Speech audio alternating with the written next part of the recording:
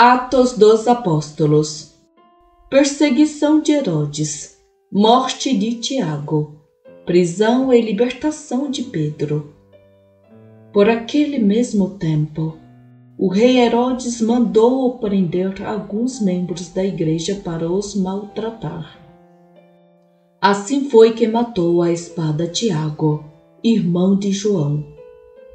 Vendo que isto agradava aos judeus, mandou prender Pedro. Eram então os dias dos pães sem fermento.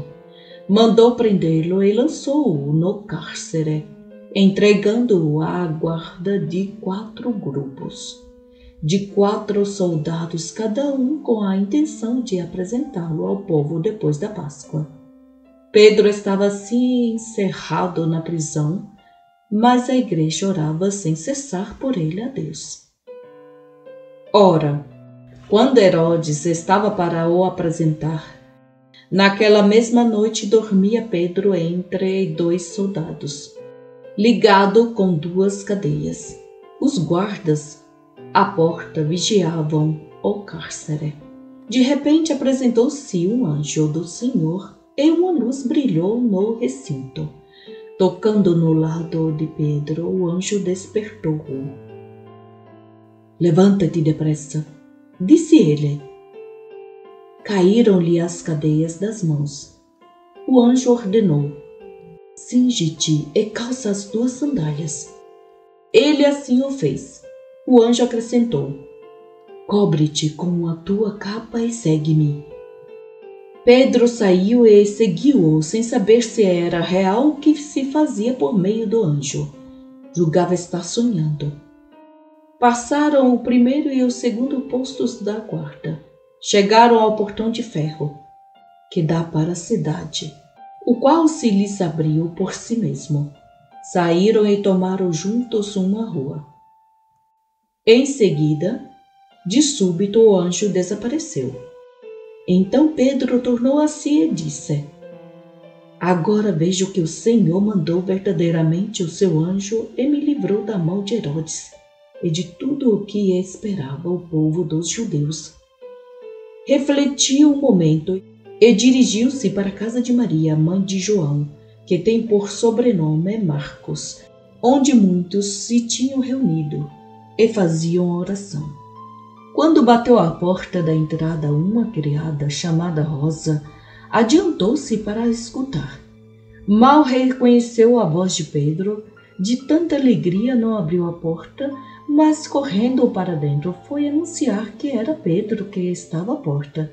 Disseram-lhe: estás louca? Mas ela persistia em afirmar que era verdade.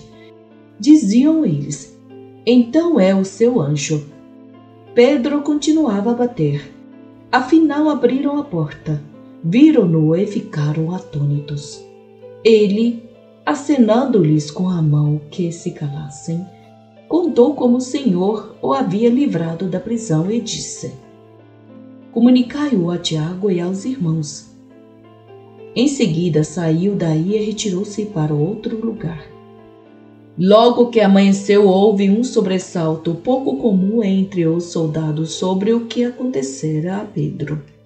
Herodes, procurando-o e não o achando, instaurou um processo contra os guardas e mandou supliciá-los. Em seguida desceu da Judeia para Cesareia, onde permaneceu.